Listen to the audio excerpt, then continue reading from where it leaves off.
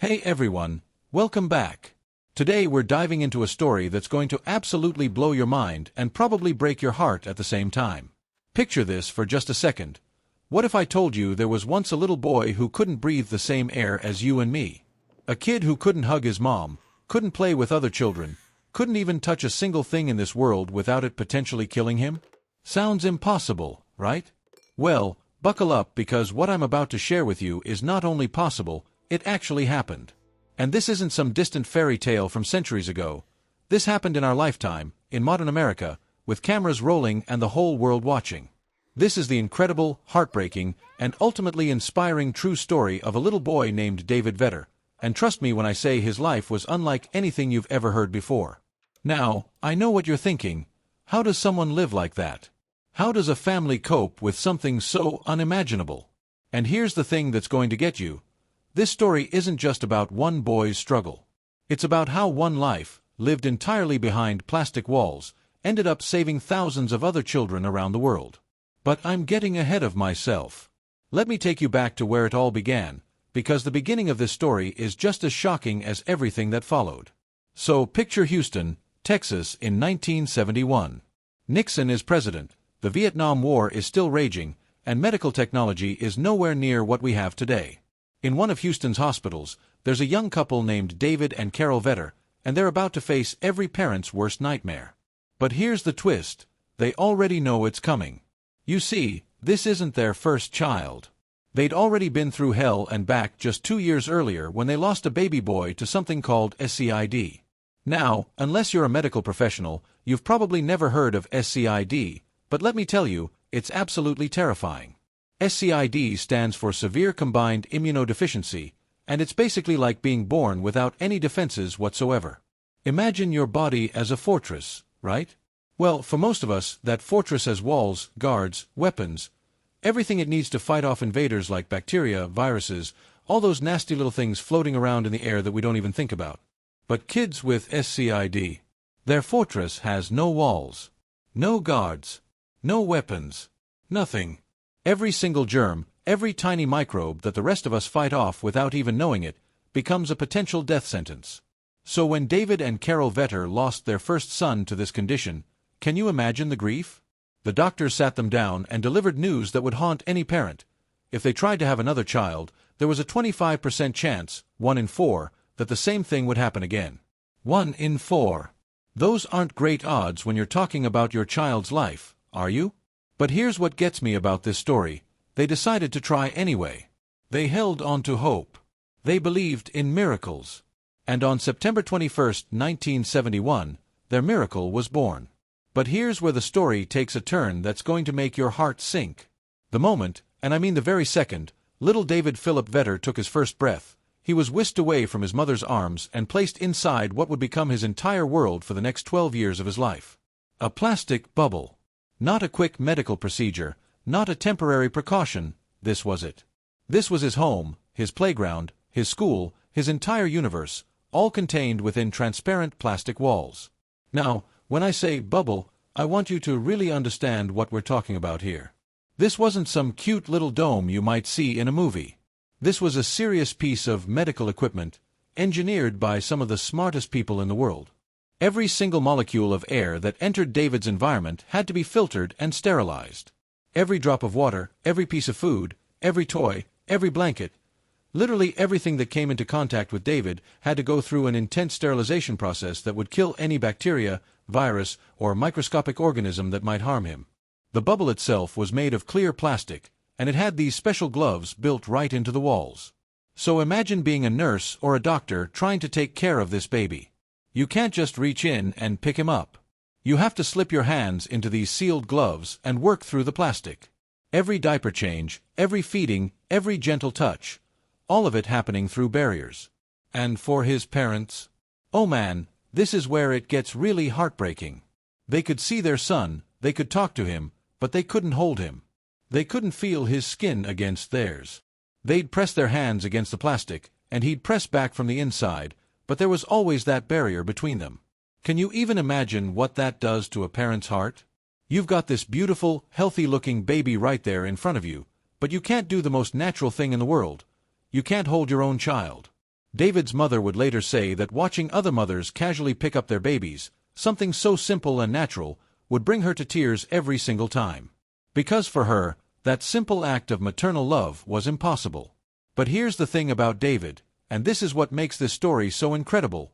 He didn't know any different. To him, this plastic world was normal. This was home. As he grew from a baby into a toddler, the bubble was all he'd ever known. He learned to crawl on the sterile floor of his plastic environment. He took his first steps inside those walls. His first words were spoken to people he could see but never truly touch. Now, you might be wondering about the logistics of all this. How do you raise a child in a bubble? How do you give him any kind of normal childhood? Well, let me tell you, his parents and the medical team were incredibly creative. As David grew, so did his living space. NASA, yes, the same NASA that sends rockets to space, actually got involved in designing larger, more sophisticated chambers for him. They understood better than anyone how to create sealed environments where humans could survive. The engineers and doctors worked together to create what was essentially a miniature world for David. He had toys, but every single one had to be sterilized before it could enter his environment. He had books, but they went through the same process. He watched television, but the TV had to be positioned outside his bubble and he watched it through the plastic walls. Everything in his world had to be adapted for his unique situation. And David, he was a remarkably bright, curious kid. By the time he was 6 years old, he was showing signs of real intelligence and, honestly, quite a bit of mischief. His nurses would tell stories about how he'd figure out ways to get extra attention, how he'd play little pranks with the equipment, how he'd charm everyone who worked with him. In many ways, he was just a normal kid trying to have fun and push boundaries, except his boundaries were literal plastic walls. But as he got older, David started asking the questions that would break your heart. He'd look at his parents through the plastic and ask things like, "Why am I different from other children? Why can't I come out and play? Why can't you hold me like other mommies hold their babies?" How do you explain to a 6-year-old that the entire world outside his bubble could kill him? How do you make a child understand that every breath of normal air, every surface, every person could be carrying something that would end his life? His parents did their absolute best to give him as normal a childhood as possible under impossible circumstances. They celebrated his birthdays, but even his birthday cakes had to be sterilized before they could be brought into his environment. Can you imagine that? Even something as simple and joyful as a birthday cake becomes this complicated medical procedure. They tried to include him in family activities, but everything had to be adapted for his situation. When it came time for school, they set up a telephone and camera system so David could participate in classes from inside his bubble. He was actually a really good student, smart, engaged, always asking questions. But think about what school is really about for most kids. It's not just the learning, right? It's the friendships, the playground games, the shared lunches, the whispered secrets. David got the education, but he missed out on all those social experiences that shaped childhood. The world started paying attention to David's story in the mid-1970s. News crews would come to the hospital to interview this remarkable boy living in a bubble. To the outside world, he became known as the Bubble Boy, and his story was seen as this incredible triumph of medical science and human determination. Here was proof that even in the most impossible circumstances, life could find a way. But here's something that really gets to me about media coverage back then. They focused so much on the medical miracle that they sometimes forgot about the human cost. Yes, it was amazing that science had found a way to keep this boy alive. But what about the psychological impact? What about the loneliness? What about the fact that this bright, curious, loving child was essentially living in solitary confinement? The breakthrough moment came when NASA developed a special suit for David. Think of it like a miniature spacesuit that could connect to his bubble environment. For the first time in his life, David could actually venture outside his bubble while still being protected from the outside world. The suit was incredible. It had its own air filtration system, seal joints, everything needed to keep him safe while giving him some freedom of movement. The first time David stepped outside in his suit, it was like watching someone take their first steps on an alien planet. Here was a boy who had never felt grass under his feet, never felt a breeze on his skin, never experienced the simple pleasure of walking around a room without plastic walls surrounding him. The media went crazy for it. Here were these incredible photos and video footage of this little boy in his spacesuit, walking around like a tiny astronaut exploring Earth for the first time. But you know what? The reality wasn't as magical as the media made it seem. The suit was heavy and awkward for a small child to wear. It was hot inside, uncomfortable, and difficult to move around in. And worse than that, when David wore the suit in public, people would stare. Children would point and whisper. He looked like something out of a science fiction movie, and while the suit gave him some freedom, it also made him feel even more different, even more isolated from the world around him. David later told doctors that wearing the suit in public sometimes made him feel worse than staying in his bubble. At least in his bubble, he could pretend he was normal. He could imagine that the plastic walls were just windows, and that someday he might step through them. But in the suit, walking among other people, the reality of how different he was became impossible to ignore. As David approached his teenage years, the psychological challenges became even more intense. This wasn't just a curious little boy anymore. This was a young person starting to think about identity, relationships, the future. He'd watched TV shows and movies about teenagers falling in love, making friends, going to parties, and he'd realized that none of those normal teenage experiences would ever be possible for him. He started expressing frustration, even anger about his situation. He told one of his doctors, "My bubble isn't a home. It's a prison, and I'm serving a life sentence for a crime I didn't commit." Can you imagine the strength it must have taken for his parents to hear those words? They'd done everything in their power to give their son life, to keep him safe, to show him love, but from his perspective, they'd also condemned him to a life of isolation. It's one of those impossible situations where there are no good choices, only difficult ones. Throughout all of this, researchers around the world were working frantically to find a cure or treatment for SCID. Remember, this was the 1970s and early 1980s. Medical technology that we take for granted today simply didn't exist yet. But slowly, gradually, scientists were making progress. They were learning about bone marrow transplants, about how the immune system worked, about potential ways to rebuild what was missing in children like David.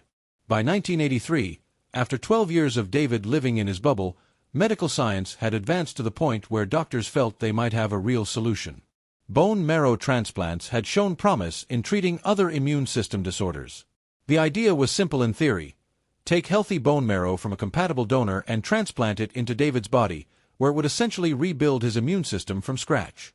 David's sister Catherine turned out to be a perfect match. Her bone marrow contained all the healthy immune system components that David was missing. After years of experimental treatments and false hopes, this felt like the real deal. This could be David's ticket to freedom. The family was cautiously optimistic. Doctors explained the risks, and there were definitely risks, but also the incredible potential reward. If the transplant worked, David could leave his bubble for good. He could go to regular school, make friends, maybe even have a normal teenage experience. He could hug his parents, feel rain on his skin, experience all the simple pleasures of life that the rest of us take for granted. The transplant procedure itself went smoothly. Catherine's bone marrow was carefully harvested and prepared, and then introduced into David's system. At first, everything looked promising.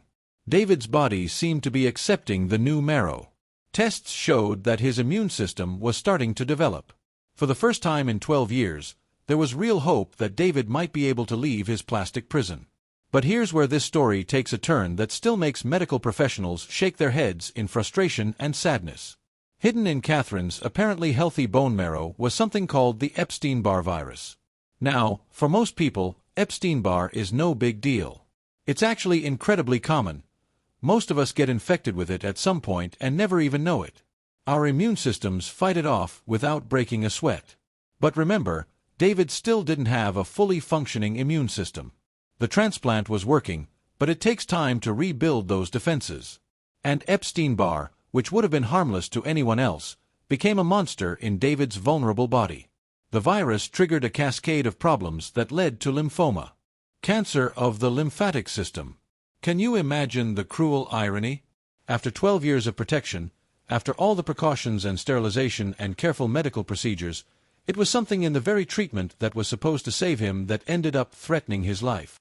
It wasn't some random infection from the outside world. It was something that came from his own sister, someone who loved him and wanted to help him more than anything. The cancer moved fast. David, who had been slowly gaining strength and hope after the transplant, suddenly became weak and sick. Doctors tried everything they could, but the lymphoma was aggressive and David's body was already weakened from 12 years of living in isolation. In early 1984, it became clear that David was dying. Faced with this reality, his medical team and his family had to make an incredibly difficult decision. David had spent his entire conscious life inside plastic walls, protected from the world but also separated from human touch. Now, as his time was running out, they made the choice to remove him from his bubble. For the first time since he was seconds old, David breathed unfiltered air. For the first time in his 12 years of life, he felt human skin against his own. His mother was finally able to hold her son, to feel his weight in her arms, to give him the kind of comfort that she'd dreamed of providing for over a decade. Those final days were bittersweet. David was weak and in pain from the cancer, but he was also experiencing things he'd never felt before. The warmth of his parents' embrace. The texture of normal blankets that hadn't been sterilized. The feeling of being truly, physically connected to the people who loved him most. On February 22, 1984, just 4 months after his bone marrow transplant, David Philip Vetter passed away. He was just 12 years old.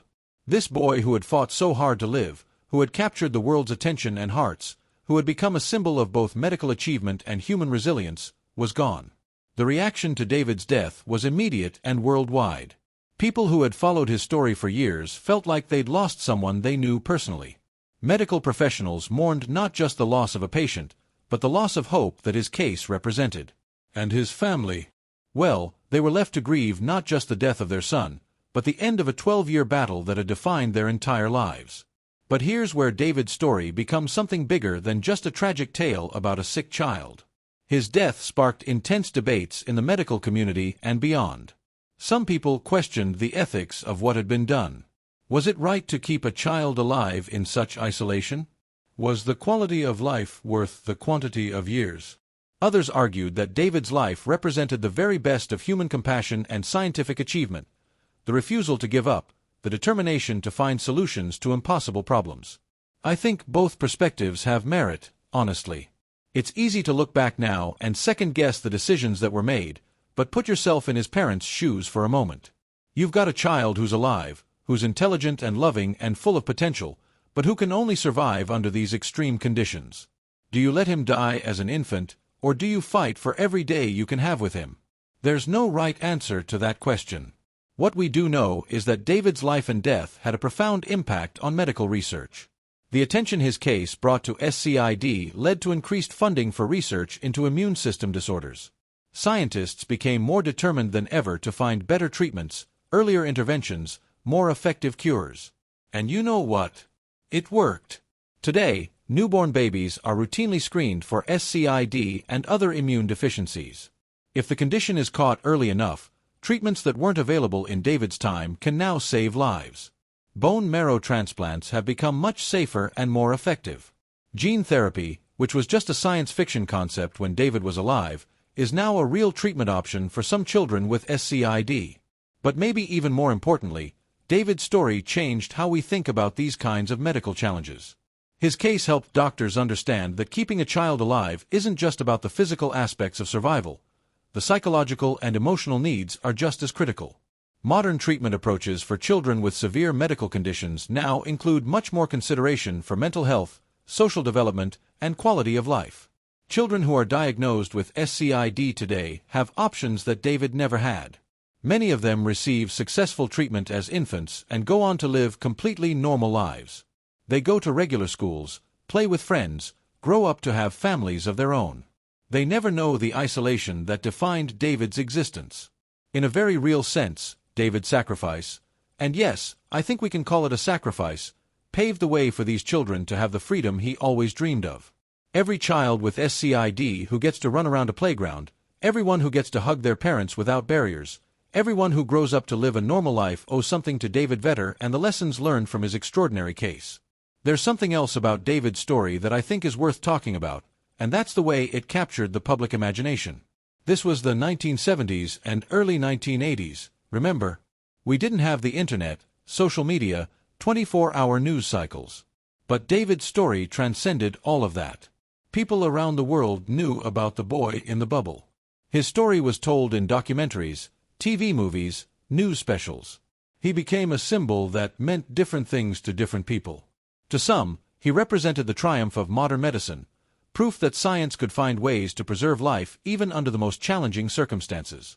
To others, he was a symbol of human resilience, of the ability to find joy and meaning even in the most constrained existence. And to still others, his story was a cautionary tale about the limits of what technology can and should do. But I think maybe what David really represented was something simpler and more profound: the basic human desire for connection, for freedom, for the chance to experience life in all its messy, dangerous, beautiful complexity. David never got to feel rain on his face or sand between his toes. He never got to play pickup basketball or go on a first date or drive a car.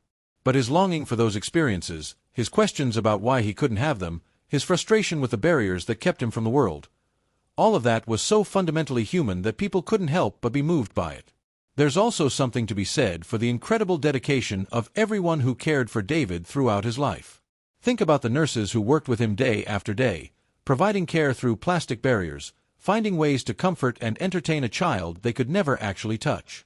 Think about the doctors who devoted years of their careers to this one case, always searching for new solutions, better treatments, some way to give this boy a chance at normal life.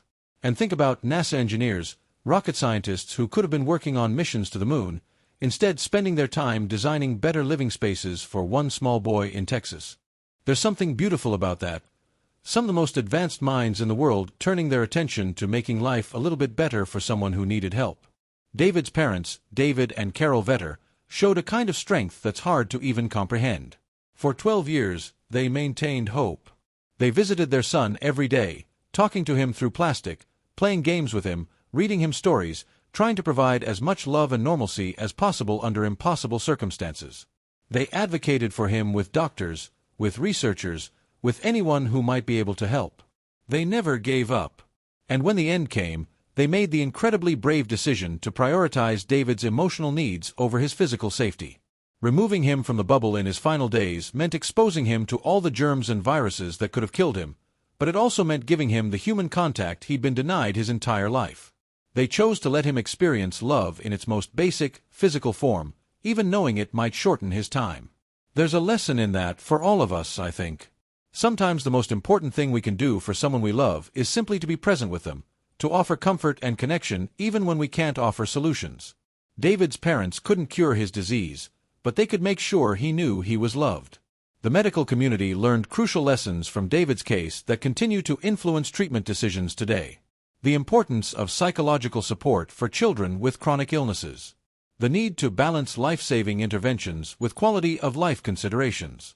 The value of involving families as full partners in treatment decisions. The recognition that keeping someone alive isn't enough. We also have to help them live. These might seem like obvious points now, but they weren't always at the forefront of medical practice.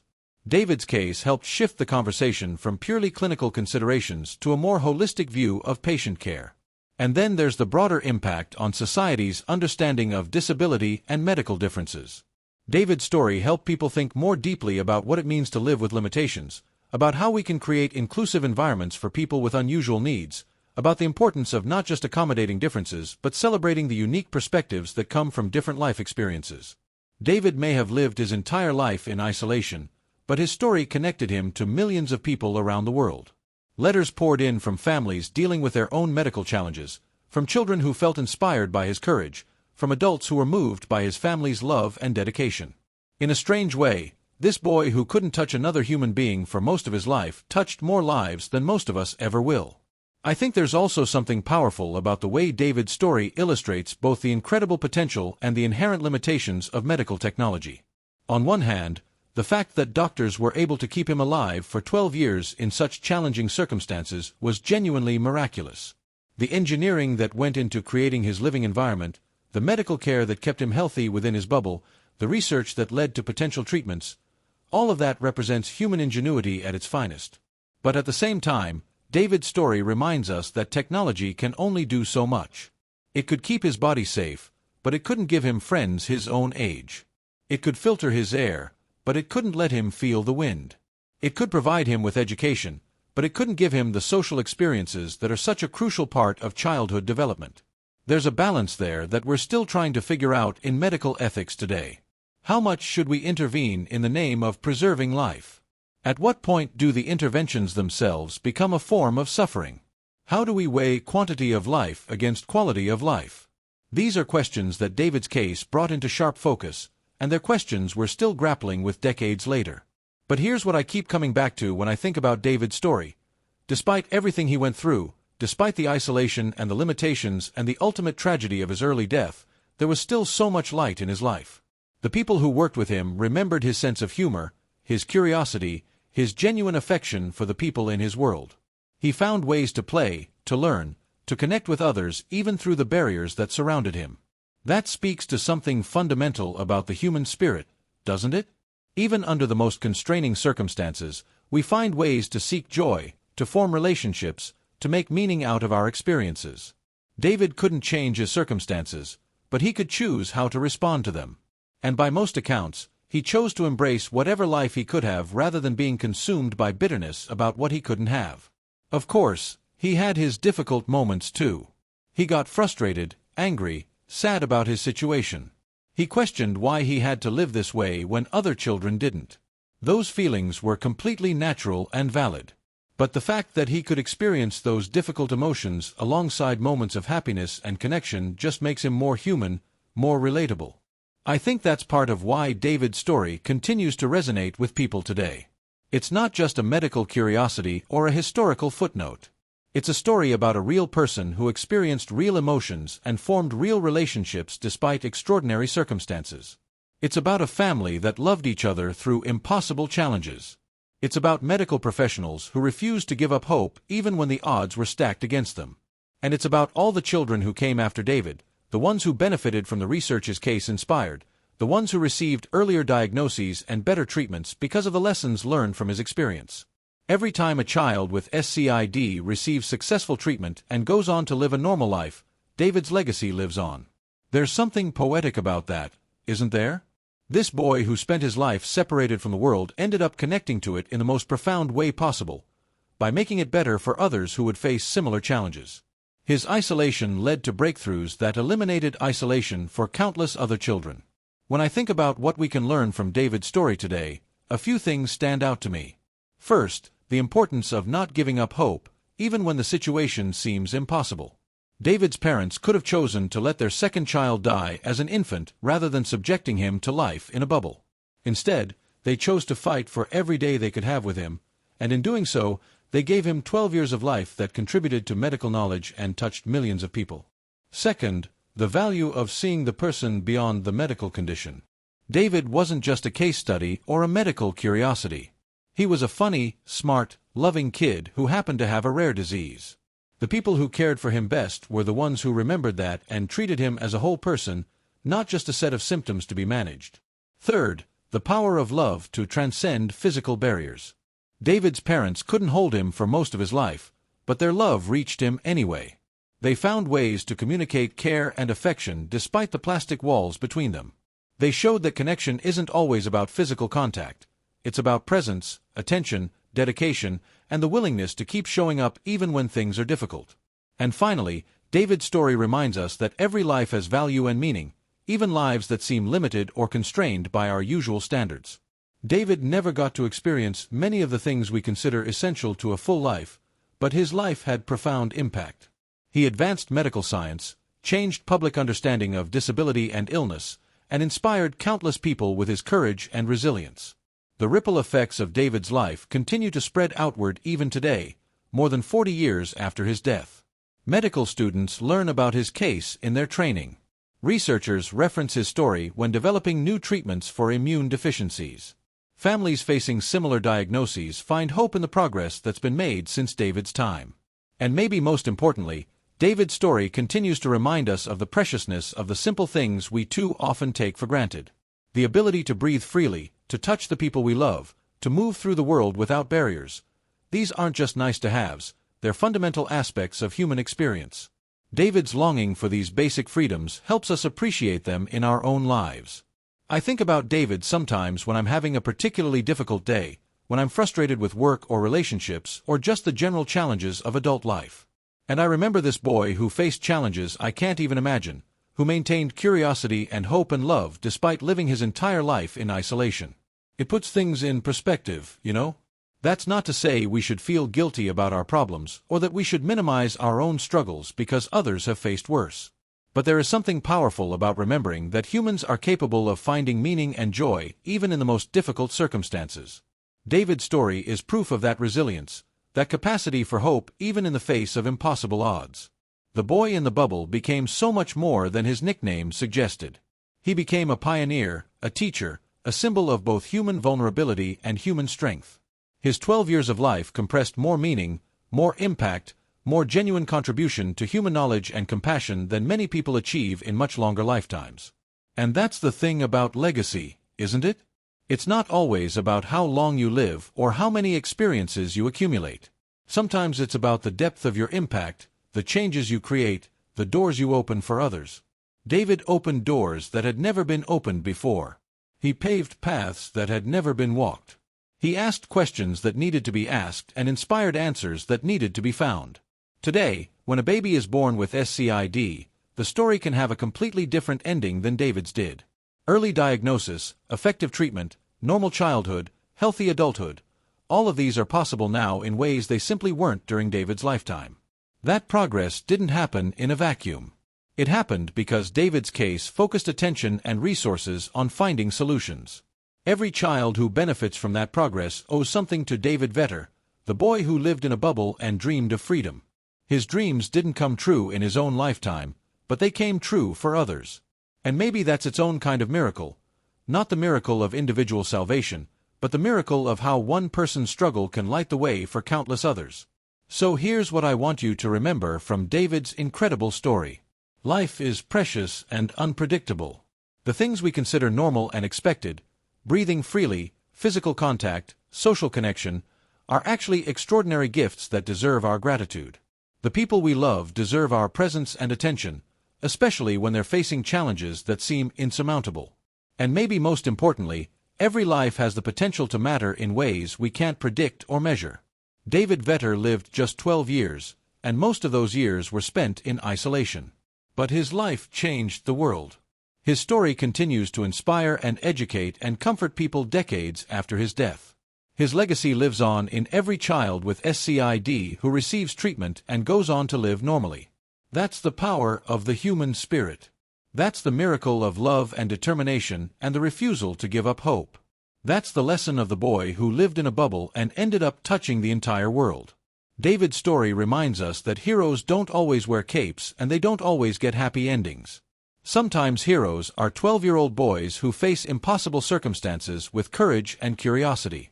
Sometimes heroes are parents who love their children through heartbreak and uncertainty. Sometimes heroes are doctors and nurses and engineers who refuse to accept that nothing can be done. And sometimes, the most heroic thing of all is simply refusing to let difficult circumstances destroy your capacity for hope, for love, for connection with others. David did that. His family did that. The medical team that cared for him did that. And in doing so, they created something beautiful and meaningful out of something that could have been only tragic. That's the real legacy of David Vetter, the boy in the bubble. Not just the medical advances his case inspired, though those are important. Not just the awareness his story raised about rare diseases, though that matters too. The real legacy is the reminder that love finds a way, that hope persists even in the darkest circumstances, and that every single life has the potential to create ripples of change that extend far beyond what we can see or imagine. So the next time you hug someone you love, think of David. The next time you step outside and feel the sun on your face, remember the boy who never could. The next time you're facing a challenge that seems impossible, recall the strength of a child who lived his entire life behind plastic walls and never stopped dreaming of freedom. David Vetter lived in a bubble, but his impact broke through every barrier. His story continues to inspire, educate, and remind us of what really matters. He was more than the boy in the bubble. He was a light that continues to shine, illuminating the path toward better treatments, deeper compassion, and a world where no child has to live in isolation. That's the true miracle of David's story. Not that medical science kept him alive for 12 years, remarkable as that was. The real miracle is how those 12 years continue to give life and hope to others, decades later.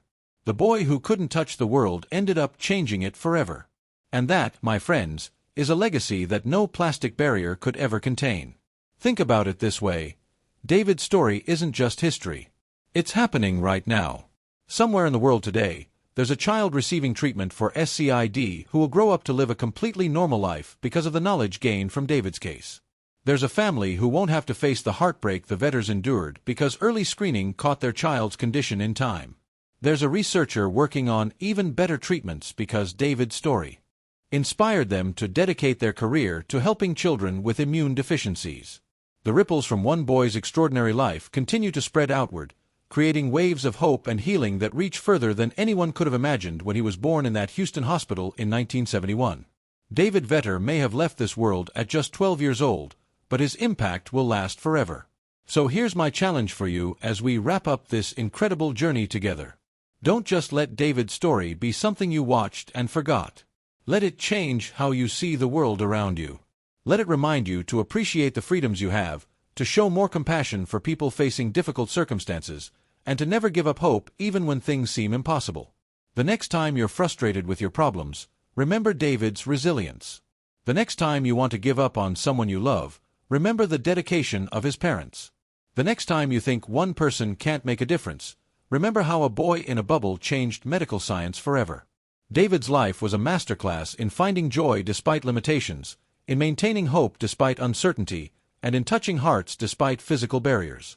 His legacy lives on in every breath of free air, every casual hug, every simple pleasure we experience without thinking twice about it. He taught us that life isn't measured by its length but by its depth. That love transcends physical boundaries.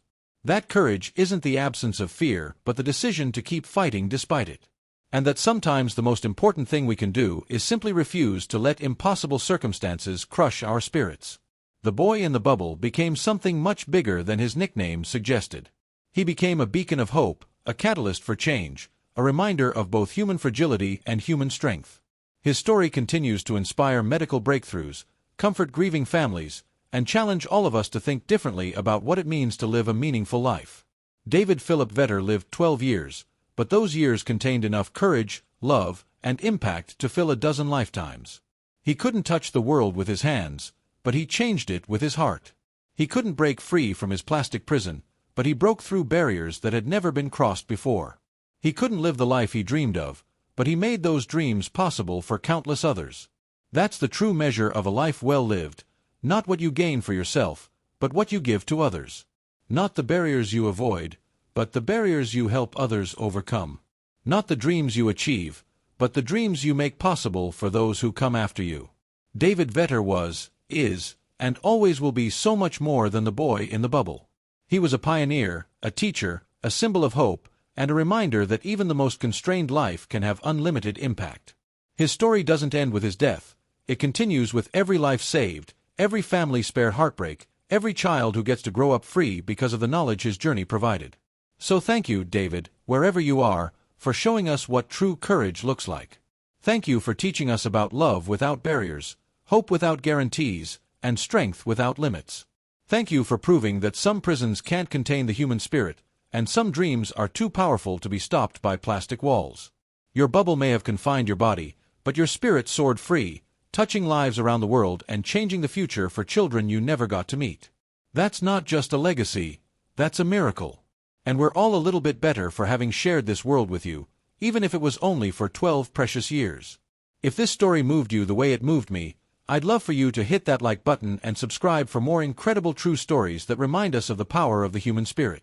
Drop a comment and let me know what struck you most about David's journey, his courage, his family's love, or the way his story continues to change lives today. I read every single comment and your thoughts always inspire me.